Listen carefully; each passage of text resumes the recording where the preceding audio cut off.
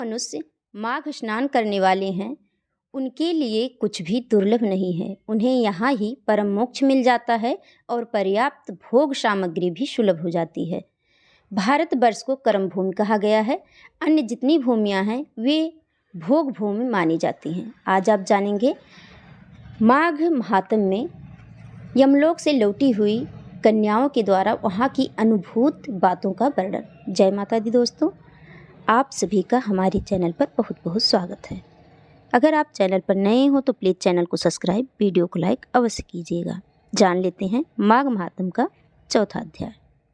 यमलोक से लौटी हुई कन्याओं के द्वारा वहाँ की अनुभूत बातों का वर्णन। राजा दिलीप ने पूछा, मुने, यमलोक से लौटकर आई हुई उन साध्वी कन्याओं ने अपनी माताओं और बंधुओं से वहाँ का वृतांत कैसे बतलाया? पापियों की यातना और पुण्यात्माओं की गति के संबंध में क्या कहा?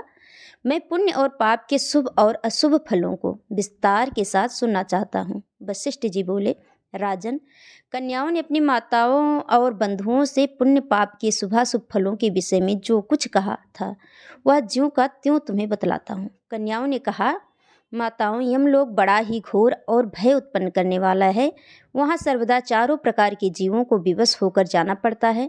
गर्भ में रहने वाले अथवा जन्म लेने वाले शिशु, बालक, तरुण, अधेड़, बूढ़े, स्त्री, पुरुष और नपुंसक सभी तरह के जीवों को वहाँ जाना होता है। वहाँ चित्रगुप्त आदि समदर्शी एवं मध्यस्थ सत्पुरुष मिलकर देहधारियों के शुभ और अशुभ फल का विचार करते हैं। इस लोक में जो शुभ कर्म करने वाले कोमल हृदय तथा दयालु पुरुष हैं वे सौम्य मार्ग से यमलोक में जाते हैं। नाना प्रकार के दान और व्रतों में संलग्न रहने वाले स्त्री पुरुष से सूर्य नंदन यम की नगरी भरी है। माघ स्नान करने वाले लोग वहाँ विशेष रूप से शोभित होते हैं। धर्मराज उनका अधिक सम्मान करते हैं। वहाँ उनके लिए सब प्रकार की भोग सामग्री सुलभ होती है। माघ स्नान में मन लगाने वाले लोगों के सैकड़ों हजारों विचित्र विचित्र विमान वहाँ शोभा पाते हैं।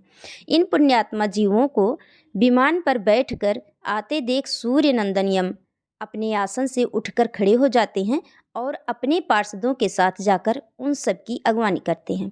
फिर स्वागत पूर्वक आसन दे, पाद्य अर्पण आदि निवेदन कर प्रिय वचनों में कहते हैं, आप लोग अपनी आत्मा का कल्याण करने वाले महात्मा हैं।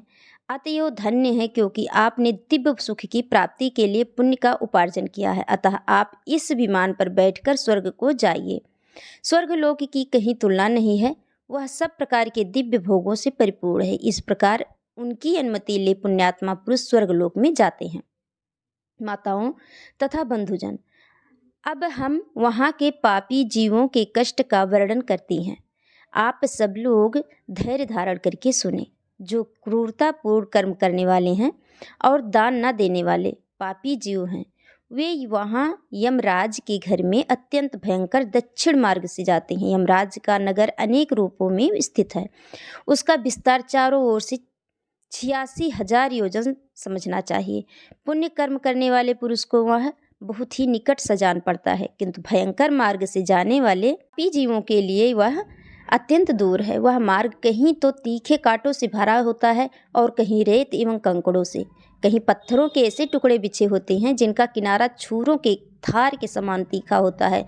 कहीं बहुत दूर तक कीचड़ ही कीचड़ भरी रहती है। कहीं घातक अंकुर उगे होते हैं और कहीं कहीं लोहे की सुई के समान नुकीले कुशों से सारा मार्ग ढका होता है।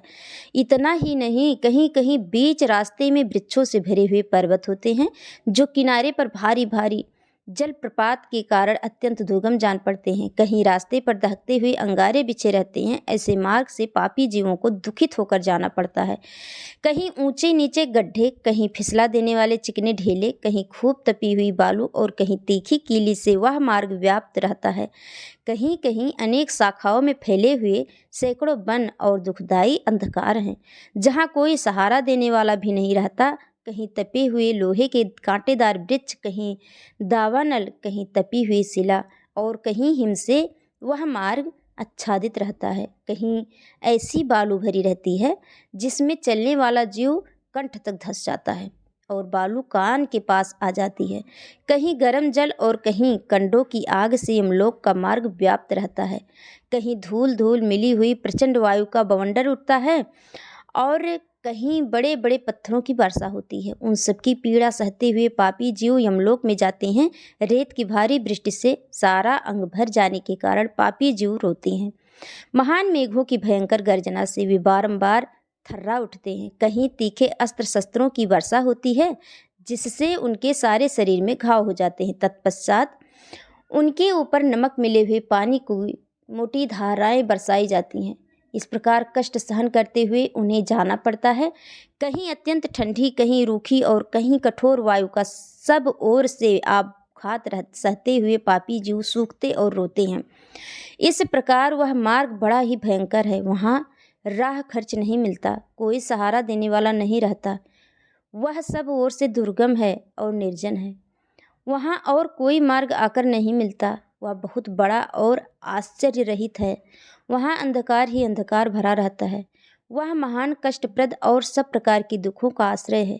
ऐसे ही मार्ग से यम की आज्ञा का पालन करने वाले अत्यंत भयंकर यमदूतों द्वारा समस्त पाप परायण मूढ़ जीव बलपूर्वक लाए जाते हैं। वे एकाकी, पराधीन तथा मित्र और बंधु बांधुओं से रहित होते हैं। अपने कर्मों के लिए बारंबार शोक करते हैं और रोते हैं। उनका आकार प्रेत जैसा होता है। उनके शरीर पर वस्त्र नहीं रहता। कंठ, ओठ और तालू सूखे होते हैं। वे शरीर से दुर्बल और भयभीत होते हैं तथा क्षुधा की आग से जलते रहते हैं। बलोन्मत्त यमदूत किन्हीं किन्हीं पापी मनुष्यों को चित सुलाकर उनके पैरों में सांकल बांध देते हैं और उन्हें घसीटते हुए खींचते हैं। कितने ही दूसरे जीव ललाट में अंकुश चुभाए जाने के कारण क्लेश भोगते हैं। कितनों की बाहें पीठ की ओर घुमाकर बांध दी जाती है और उनके हाथों में कील ठोंक दी जाती है। साथ ही पैरों में बेड़ी भी पड़ी होती है। इस दशा में भूख का कष्ट सहन करते हुए उन्हें जाना पड़ता है। कुछ दूसरे जीवों के गले में रस्सी बांधकर उन्हें पशुओं की भांति घसीटा जाता है और वे अत्यंत दुख उठाते रहते हैं। कितने ही दुष्ट मनुष्यों की जिह्वा में रस्सी बांधकर उन्हें खींचा जाता है। किन्हीं की कमर में भी रस्सी बांधी जाती है और उन्हें गर्दनियाँ देकर इधर उधर ढकेला जाता है। यमदूत किन्हीं की नाक बांधकर खींचते हैं और किन्हीं की गाल तथा ओठ छेद कर उनमें रस्सी डाल देते और उन्हें खींचकर ले जाते हैं। तपे हुए सींकचों से कितने ही पापियों के पेट छिदे होते हैं। कुछ लोगों के कानों और ठोड़ियों में छेद करके उनमें रस्सी डालकर खींचा जाता है। किन्हीं के पैरों और हाथों के अग्रभाग काट दिए जाते हैं। किन्हीं के कंठ, ओठ और तालुओं में छेद कर दिया जाता है। किन्हीं किन्हीं के अंडकोश कट जाते हैं और कुछ लोगों के समस्त अंगों की संधियां काट दी जाती हैं। किन्हीं को भालों से छेदा जाता है, कुछ बाड़ों से घायल किए जाते हैं और कुछ लोगों को मुदगरों तथा लोहे के डंडों से बारंबार पीटा जाता है और वे निराश्रय होकर चीखते चिल्लाते हुए इधर उधर भागा करते हैं। प्रज्वलित अग्नि के समान कांति वाले भांति भांति के भयंकर आरों और भिंदपालों से उन्हें विदीर्ण किया जाता है और वे पापी जीव पीप तथा रक्त बहाते हुए घाव से पीड़ित होते हैं और कीड़ों से डसे जाते हैं। इस प्रकार उन्हें विवश करके यमलोक में ले जाया जाता है। वे भूख प्यास से पीड़ित होकर अन्न और जल मांगते हैं। धूप से बचने को छाया के लिए प्रार्थना करते हैं और शीत से व्यथित होकर तापने के लिए अग्नि मांगते हैं। जिन्होंने उक्त वस्तुओं का दान नहीं किया वे उस पथ्य रहित पथ पर इसी प्रकार कष्ट सहते हुए यात्रा करते हैं। इस प्रकार अत्यंत दुखमय मार्ग से चलकर जब वे प्रेतलोक में पहुँचते हैं तब दूत उन्हें यमराज के आगे उपस्थित करते हैं। उस समय वे पापी जीव यमराज को भयानक रूप में देखते हैं। वहाँ असंख्यों भयानक यमदूत जो काजल के समान काले, महान, वीर और अत्यंत क्रूर होते हैं, हाथों में सब प्रकार के अस्त्र शस्त्र लिए मौजूद रहते हैं। ऐसे ही परिवार के साथ बैठे हुए यमराज तथा चित्रगुप्त को पापी जीव अत्यंत भयंकर रूप में देखते हैं। उस समय भगवान यमराज और चित्रगुप्त उन पापियों को धर्मयुक्त वाक्यों से समझाते हुए बड़े जोर जोर से फटकारते हैं। वे कहते हैं, ओ खोटे कर्म करने वाले पापियों, तुमने दूसरों के धन हड़प लिए हैं, और सुंदर रूप के घमंड में आकर पराई स्त्रियों के साथ व्यभिचार किया है। मनुष्य अपने आप जो कुछ कर्म करता है उसे स्वयं ही भोगता है, फिर तुमने अपने ही भोगने के लिए पाप कर्म क्यों किया? और अब आप अपने कर्मों की आग में जलकर इस समय तुम लोग संतप्त क्यों हो रहे हो? भोगो अपने उन कर्मों को, इसमें दूसरे किसी का दोष नहीं है। ये राजा लोग भी अपने भयंकर कर्मों से प्रेरित हो मेरे पास आए हैं। इन्हें अपनी खोटी बुद्धि और बल का बड़ा घमंड था। अरे ओ दुराचारी राजाओं, तुम लोग प्रजा का सर्वनाश करने वाले हो। अरे थोड़े समय तक रहने वाले राज्य के लिए तुमने पाप क्यों किया? राज्य के लोभ में पड़कर मोहवश बलपूर्वक अन्याय से जो तुमने प्रजाजनों को दंड दिया है, इस समय उसका फल भोगो। कहाँ है वह राज्य, कहाँ गई वह रानी जिसके लिए तुमने पाप कर्म किया था? अब तो सबको छोड़कर तुम अकेले ही यहाँ आ खड़े हो। यहाँ वह बल नहीं दिखाई देता जिससे तुमने प्रजाओं का विध्वंस किया।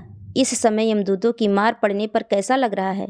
इस तरह नाना प्रकार के वचनों द्वारा यमराज की उलाहना देने पर वे राजा अपने अपने कर्मों को सोचते हुए चुपचाप खड़े रह जाते हैं।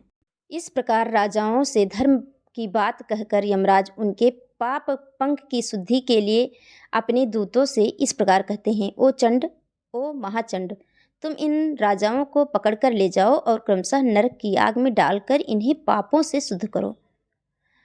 तब वे दूत शीघ्र ही उठकर राजाओं के पैर पकड़ लेते हैं और उन्हें बड़े बेग से आकाश में घुमाकर ऊपर फेंकते हैं। तत्पश्चात इससे आगे की कथा जानेंगे हम अगले वीडियो में।